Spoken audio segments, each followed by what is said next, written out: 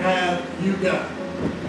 And I asked that in reference to the story about the widow and how she used a little bit that she had that God might bless her in a mighty, mighty way. And the question was that if you have it and you let God know you have it, then God can take back what you have and give you back what you don't have. And see, we sometimes we get so caught up in crying with poor face and telling the world what we don't have that we don't tell them what we do have. And see, I'm telling you, I can just stand there and say, God, I got my help. It might not be the greatest, but God, I'm still going to and fro. You know, God, I got my hoopty. You know, God, it might not be much, but God, it still turns over and breaks on that. You know, God, I still got food on my table. It might not be forever long, but it still sustains. God, I'm so thankful that you are who you are. And God, I'm not going to sit down on your blessing. And I'm not going to cry the poor face, but God, you have blessed me even more than I could even imagine. And so this morning, I'm asking as we go into 2016, I'm trusting that God is going to do the miraculous. He's not going to just do the status quo. I know we just want to be status quo, but he in spite of us, he's still going to do the miraculous. And I'm asking you now, if you give your best, watch God do the rest. Amen. So because of that this morning, I just want to take time to review those names of God that we've gone over that we might all run together as a church family. We first observed God being described as Elohim, the God that created all that ever would be out of nothing. And then we saw evidence of Adonai, the God who is sovereign in that he is Lord of Lords. And then we observed the first complex name of God. We talked about Jehovah Shalom, or the God of peace that passes all understanding. And the last time we were together, we visited the God that provides all of our needs. The God that we call Jehovah Jireh. Baltimore over here. You know, Baltimore had invaded the town. We might have to move down there.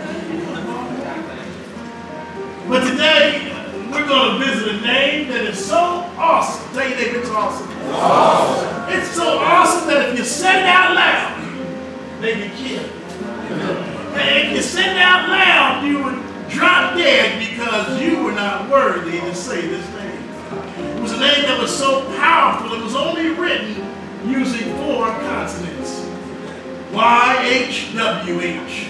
And as we've been learning in this series, a person's name, as it is in the Bible, is often indicative of his personality. It's like Adam.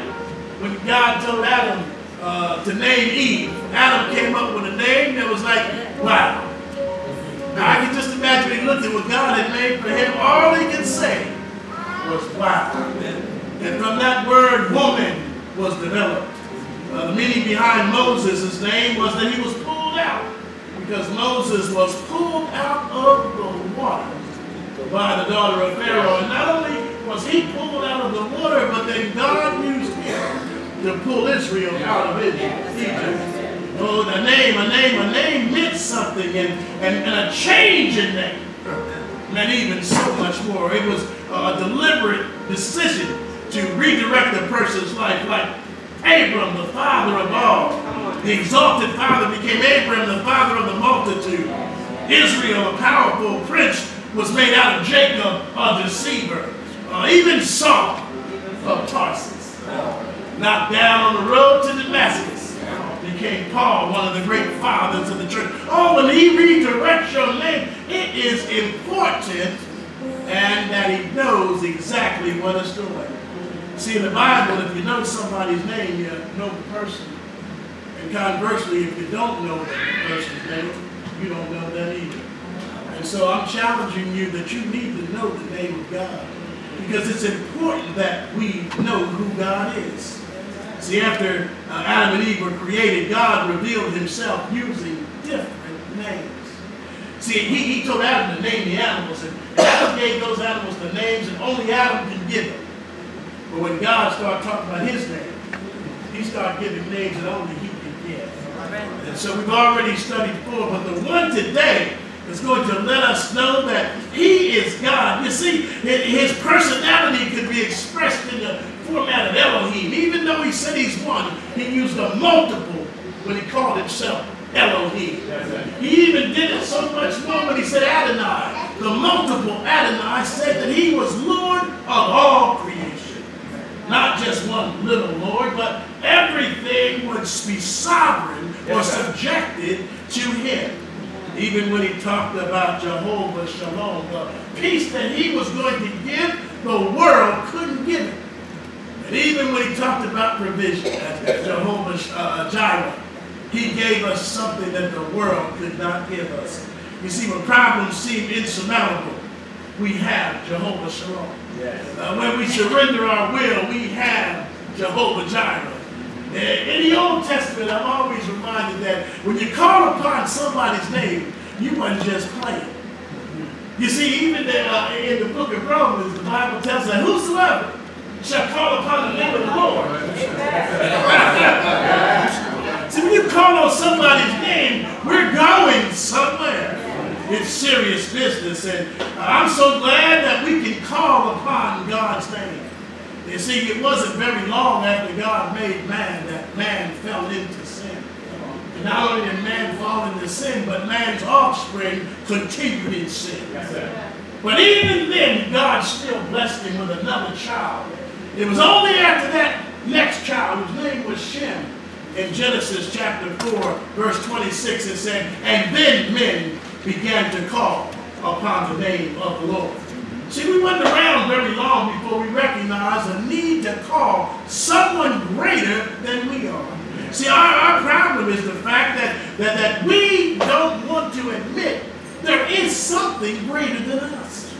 You see, in the Old Testament, 6,800 times the name Yahweh was used. That's 3 times more than you ever hear Elohim. It is so important that names were so sacred, like Yahweh, that when a scribe would even write it, this is my life, he had to take a bath before he could even say his name. Yes, and after he said his name, he had to take the very pen that he wrote it with and destroy it. We're talking about a powerful name. The Jewish people held this name in such high honor that they wouldn't even pronounce it when they were reading it. You know, sometimes when we read the book of Psalms and we get to where it tells us to rest, y'all sometimes want to read it. Well, in the Jewish Bible, they didn't even put vowels in just in case you might want to start reading it. You would just see why. Just consonants, always the consonants. And then as I studied for this text, it was amazing to realize the only time that Yahweh was said out loud was on the Day of Atonement.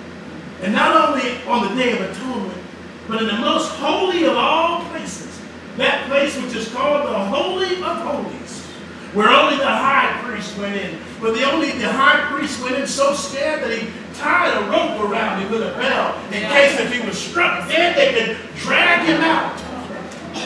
See, Yahweh was serious business. And when we talk about God that we call Yahweh, he is the covenant-keeping God. You see, a way out of no way. Part of our problem today is that we become so casual with God's name. And instead of even hesitating when we pronounce it, we just use it cavalier. You know, oh, he's the big guy upstairs. Oh, he's large and in charge. See, God's name has become part of our slang, and it's used more in swearing than in supplication. You know, we need to get out of that habit and start letting him know that many curse his name out loud, but we that name the name of Christ ought to be lifting up. And not cursing the name of Jesus. I mean, the third commandment that God would give Moses in chapter 20 would say, you shall not misuse the name of the Lord, for the Lord will not hold anyone guiltless who misuses his word, his name. I'm telling you, probably because many of us don't value God any more than we did when we learned of him as a child. That's probably why we're so cavalier and so quick in using his name. Some of us still have the Sunday school picture of who God is. Oh, he's nothing more than a police officer that tells us what we can and cannot do. Oh, he's nothing more than the boss who gives us direction. Oh, he's nothing more than a holy genie that acts like the vending machine of life. Well, sometimes we need to understand that we need to take that definition of God that we have as a child and we need to raise that up so that we might recognize without a doubt he is God. Yes. All by himself. Yes. Some of the images that we have, we need to take away and start replacing them. But here in Exodus 3, I'm just reading. I've been reading this over and over again. We're introduced to the meaning and the majesty and mystery of the name Yahweh. See, the other names, people gave them to God and situations gave them to God, but this name God gave to himself. Yes. Oh, there was nobody that tagged Yahweh on Yahweh. Yahweh was Yahweh, and therefore he became Yahweh. This morning I want to look at God, the covenant God. And I want to use this thought. Take it, neighbor. Neighbor? Neighbor. K-Sarah, Sarah. K-Sarah, Sarah. Tell your other neighbor. Neighbors? Neighbor. That's Spanish. That's Spanish. K. And the pronunciation is not K-Sarah, Sarah. That's what Doris Day said. The pronunciation is K-Sira, K-Sira. K-Sira, Sira. And because of that, yesterday I went to a funeral of a classmate, and I was just so amazed as I sat and I reflected on our relationship. And I realized something that was very, very strange. And I said to myself and to my spirit, had she been a male, we probably would have been the closest comrades. But because she was a woman, I was not allowed to really be close with her unless she was my partner in romance. And I didn't think that was fair because I remember when we were in school, we used to cut up and just have the greatest fun. And to the point where when I was in the 11th grade, she actually talked me into taking Spanish 3. Now, most of you know that when you're in college prep courses, you don't need 2 years of Spanish. And I just barely eked through. But because there were no African Americans in Spanish 3, and she convinced a knucklehead like me, we ought to do it.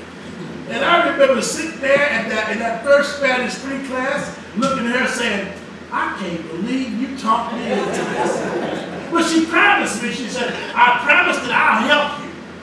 And you won't get nothing less than a B. I said, are you sure? You know who you're working with, right? And Lord enough, we did well. And as they laid her to rest yesterday, I said, you know, thank you, God. And as I started looking around, I said, I'm going to honor you by saying, K-Sira, Sira. Whatever will be, will be. That's what the covenant God that we serve can relate to. You see, because all the other gods were trembling because of him.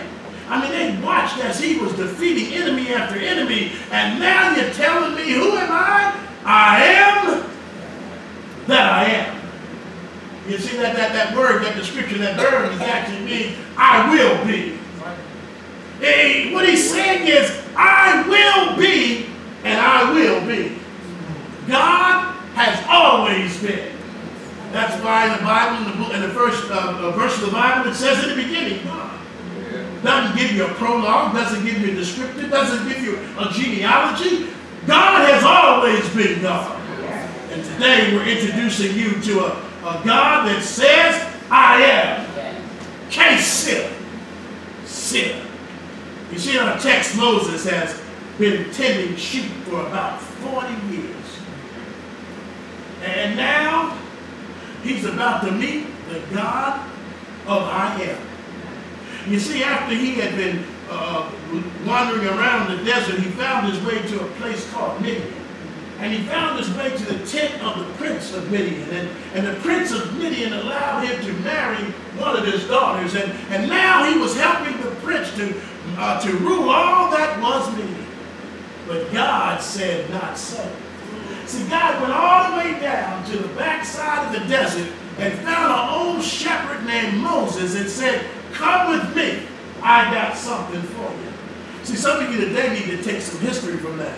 See, some of you today, you're sitting there talking about, well, he ain't got nothing for me because I don't have the proper degree. I don't have the proper training. I don't have the proper clothes. If God can go to the backside of the desert and get a shepherd named Moses and tell him, with his stuttering self, come and free my people. What more could he do with you? What have you got that God can use? See, Moses, he was probably okay when God started talking about going down and delivering the people. But when he got to the part where he said, I'm going to use you, that's when Moses got a little bit nervous. See, it's all right when you sit in Sunday school and listen to the lesson, but when the pastor asks you to teach the lesson, that's what brother is doing. Well, when you sit in the choir and you sing watermelon, watermelon, but when the choir director asks you to sing leaf, that's when the rubber hits the road. And Moses was no different than anybody else. Moses was moping around, and all of a sudden he saw a bush that was burning, but it wasn't consumed. And he went to see what this was all about. And out from the midst of the bush, he heard Moses, the ground you are standing is holy ground.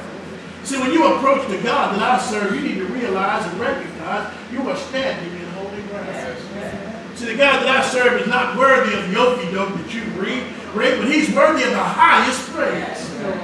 See, when I worship him as the God for what he is worth.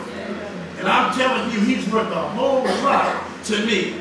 But see, Moses was told to take off his shoes, but Moses was even so impressed with my God that he not only took off his shoes, but he covered his face. Because see, he had been taught that if you looked at God, you was about to die. And that because of that, he didn't want to hear that. But see, today I want to tell you that we so caught up in putting God in our box. Come on, right? That we end up like with a box like this. This is not just any box. This is a box that you store a compact disc in. You know, as they got smaller and smaller, the box got smaller and smaller to the point where now the box isn't even moving. Right? So that's the God that we serve. You kept making your God so small, and sooner or later you realize you don't even need him. So you don't call on him unless you have a dire need. You do everything that you can, and once you can't do anything, then you call on him. See, you don't need him, so you put him in a box. The box is so small that the box has become obsolete. Now, how big is your God? You see, the hammer that we need to break out of our box, that be able to take us out and make this who God is the fact that we need to understand 4 things. And I'm going to be out your way. First thing we need to understand is that God, Yahweh, is personal. Oh, I'm so glad that the Bible tells me that he knows the number of hairs on my head. Now, I know it's getting easier. Go ahead. But he still knows the number. He still knows the number of hairs on a person like me. That tells me that he's personal. And in verse 7 it says, I have indeed seen the misery of my people. God knew all about Israel and what was going on in Egypt. And I'm sure there was folk in Egypt that believed that God didn't know what was going on. But I'm so glad he told Moses, I hear their problem. Because there's some of you today that think that God don't know what you're going through. Oh, you're sitting there thinking, man, God, if you knew what, he made that situation. How dare you think that he doesn't know? But guess what else he knows? He knows that you were going to facilitate your problems.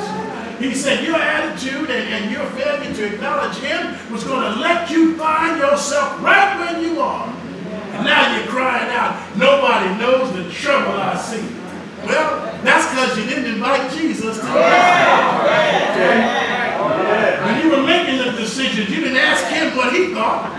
You knew that you was in charge. Well, now that you're in charge, why not be in charge? And here you crying, nobody knows the trouble I see.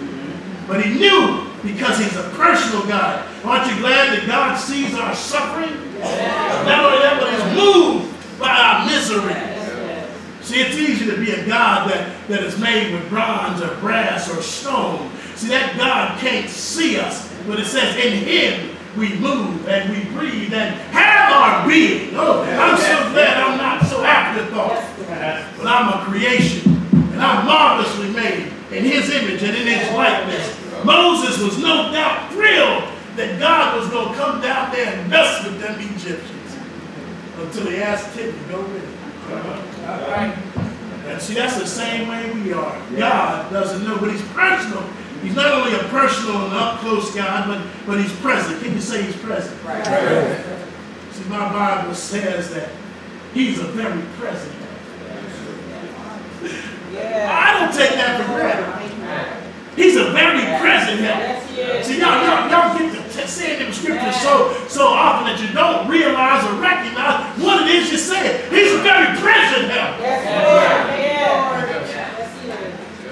He's a very present help. That means when I need him right now, he's right there. And guess what? If I need him tomorrow, he'll still be there. He's a very present help.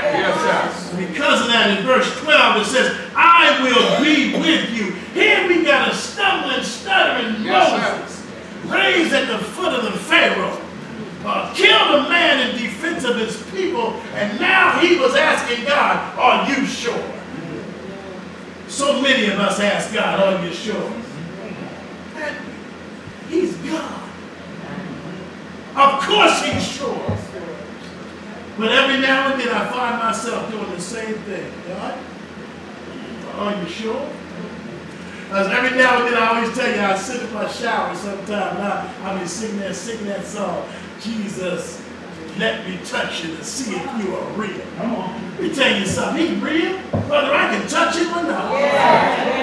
That's what we need to settle in. I will be with you. Moses was mortified when he was asked by God to go.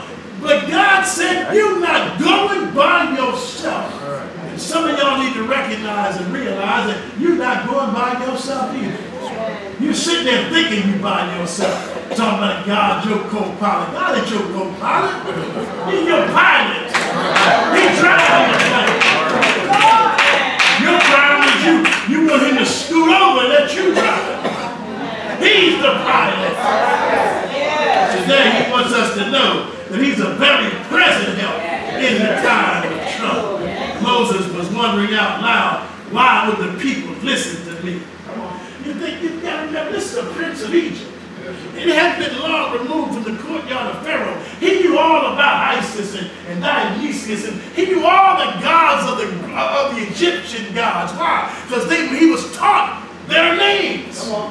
Now all you going to give me is Abraham, Isaac, and Jacob?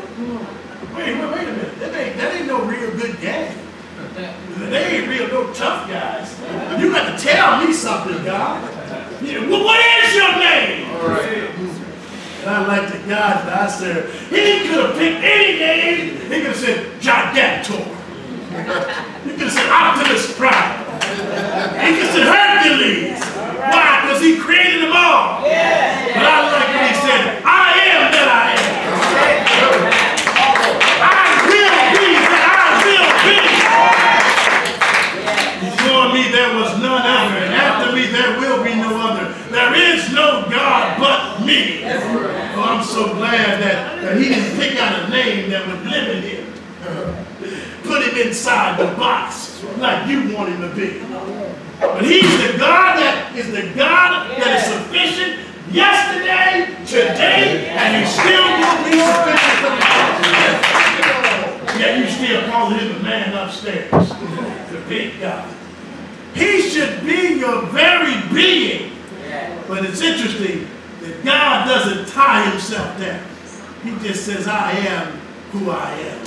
And that's what I'm talking to you. That's the God that I want to introduce you. He is a God that is present. He's the same God who worked through the patriarchs. And here he was speaking to Moses. And you know what I like? When I'm in my study, it's the same God that speaks to me. When I go on my knees and say, God, what will I say to the people? He's the God that pours in my heart and pours in my spirit What? Thus saith him, I am. Say, I am that I am. Before me no God was formed, nor will there be one after me. Even I, am the Lord, and apart from me, there is no Savior. Right. Oh, he's not only is he personal, but he's a present God. But then when I look at verse 15, he lets me see that he's a powerful God. Yes. You got to remember, people, Pharaoh thought he was God. Yes. He wasn't an ordinary king. See, in the Egyptian religion, he was God personified. You see that? You think about that? Yeah. He was Jesus to the Egyptians. And now, here was God telling Moses, who had been run out of Egypt, to go tell God that I'm God. You think you got it rough. You think you got it hard. There was no wonder the boy stuttered. You go tell God that I'm God. He would be killed instantly. I mean, before anything, his brother had told him, the next time I see your face, you're going to die. Now here you got a charge to go back and tell God you God, that you represent God. Something is wrong. But in verse 19, it says, but I know that the king of Egypt will not let you go unless a mighty hand compels him. See, God knew that Moses was going to go down there with all the godliness he had, but he knew that Pharaoh wasn't going to listen. Guess why he wasn't going to listen? Because God hardened his heart. God said, I want to show the world I'm God. See, if he went down there and all of a sudden Pharaoh said, well, Moses, you know, you're my brother, and I really done you wrong by kicking you out there with the scorpions and only giving you a rod to go with and no water. Well, guess what, Moses? I'm going to gift you this. I'm going to let you take your people 3 days out and y'all can do your thing. And then, no. God wanted to make it unmistakable. That's why in some of our lives we had to go through what we went through. See, because if all of a sudden God saved you from the choir stand, wouldn't nobody worry about it. Well, ain't no reason for Jack to be mad. He's been singing in the choir all his life. He ain't never been hanging out on the corner of the booth. He ain't never shot no crap down on 22nd Street. He ain't never tried to He ain't never rumbled with the bottle. He don't know nothing but you. Oh, but when they look at Jack, they say, man, God must have really done something, boy. He done took you up out of North Philly and gave you a suit and a smile, and now you call deacon.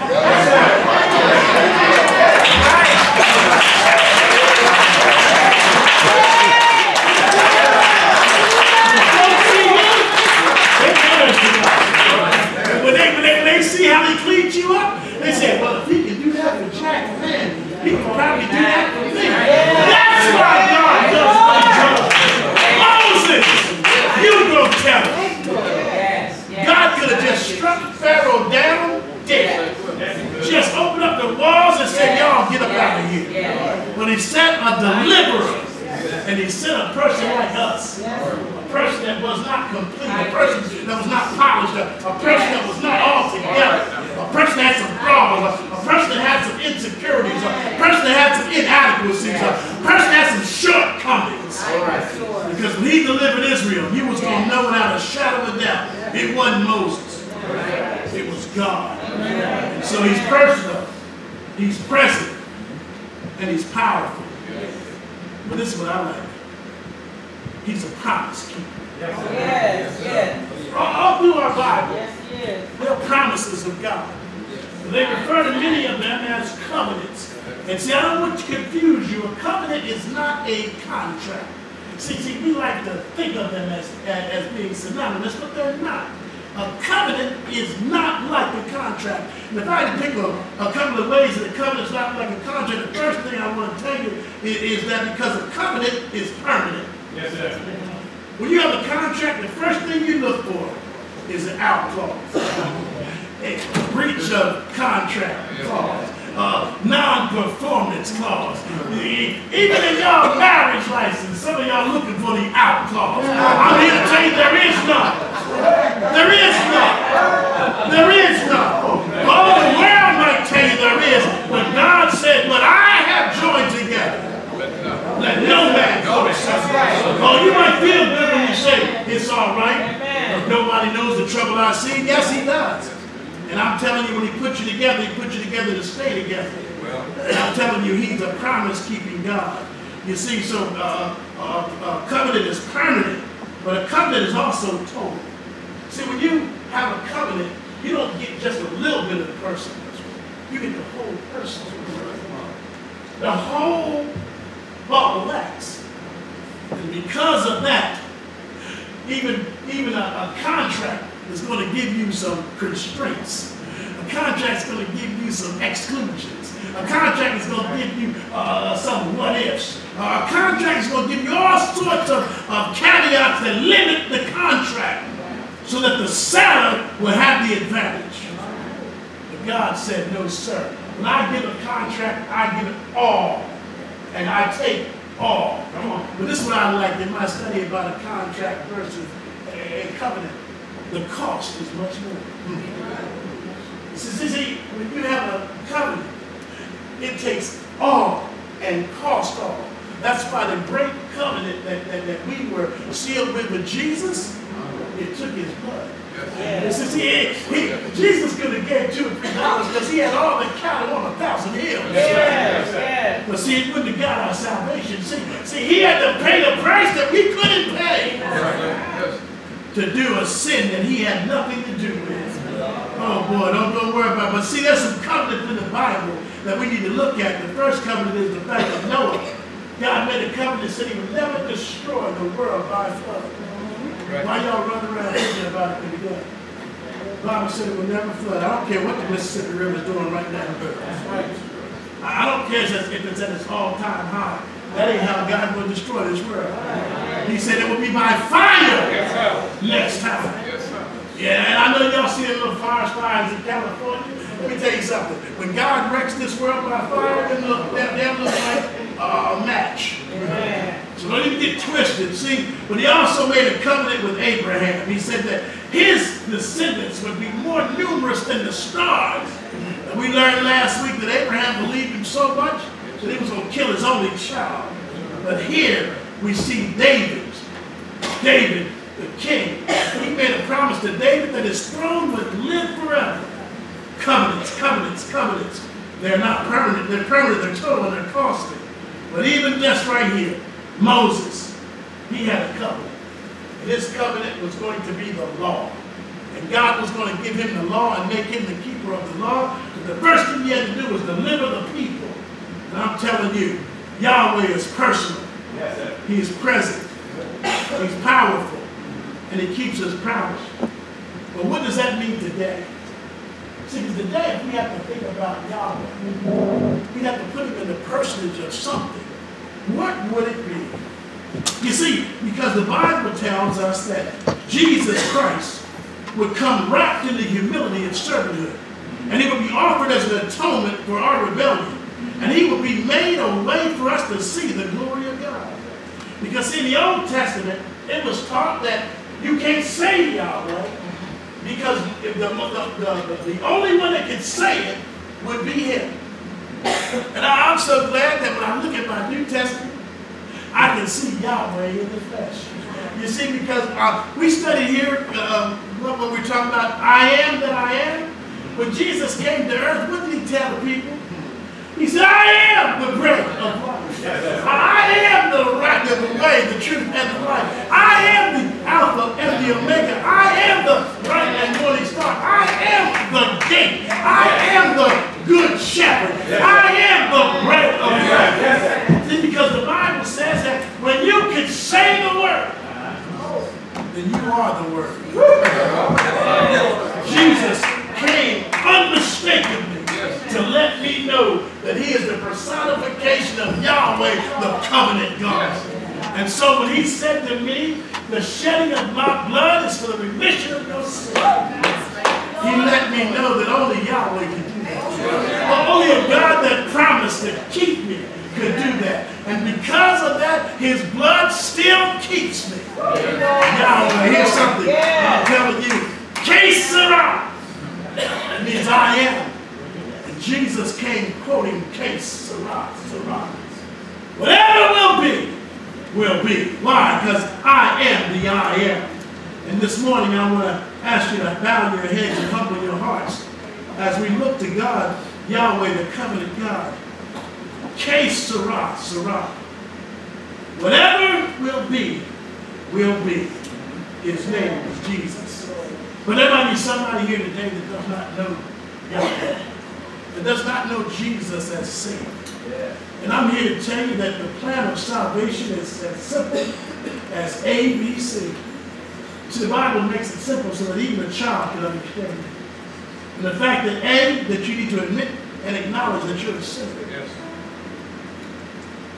It's easy to admit and acknowledge you're a sinner because the Bible declares that all have sinned and fallen short of his glory. We have to believe in our heart that Jesus Christ died just for us. Picture this, Calvary, cross. One thief on one side, one thief on the other side. Up to the middle cross walks a soldier. And the soldier's holding a spear. And the soldier takes the spear and he thrusts the spear into the side of the man in the middle. And the man in the middle gives up blood and he gives up water. And in that blood there was a drop with your name on it. I'm so glad that over 2,000 years ago that God believed that I had a need for a Savior. And he gave his only Son. And see, we need to confess him as Lord of our life. And see, that's easy too. The Bible declares in the book of Romans that whosoever shall do this shall be saved. If you want to be saved this morning, it's just that simple. A, B, C. Do you want to be saved? Do you want to be made whole? I'm going to ask with all heads bowed and all hearts praying. Salvation. Let today be the day of salvation. Is there one today?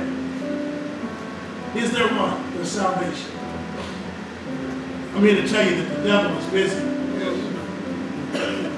He wants to go around and tell you that you got time, But I'm here to tell you that one day soon he's going to preach another message. He's going to be telling you time out. Don't let the hearse carry you to church. Don't let the hearse carry you to church. If you need to be saved, let today be the day of salvation. That's our first call. Our second call is the restitution. Restoration. You see, because we all have stumbled and fallen short. Because of that, we've done some things and find ourselves in some places that God is not glorified. But I'm here to tell you that he loves you so much that his arms are still open wide for you. Won't you just come? Won't you just come and be restored to fellowship today? See, while you're out there, the devil is having a field day. He's enjoying seeing you squirm. He's enjoying seeing you be a living witness for God's infallibility. We know that God is faithful and just. And he's faithful and just to forgive even you. Won't you be restored today? Won't you come? Won't you come that we might pray with you for your salvation? Remember, no man enters without being saved. And your restoration. It is God's desire that he have fellowship with us. And then the third call is for participation. God desires that we become members of the local body. That's why he says that where there are 2 or 3 gathered together in my name, there I will be in the midst. If you desire membership of this church, I'm here as the pastor to open the doors to this church, that you might have full membership. Is there one? For salvation, restitution, or membership?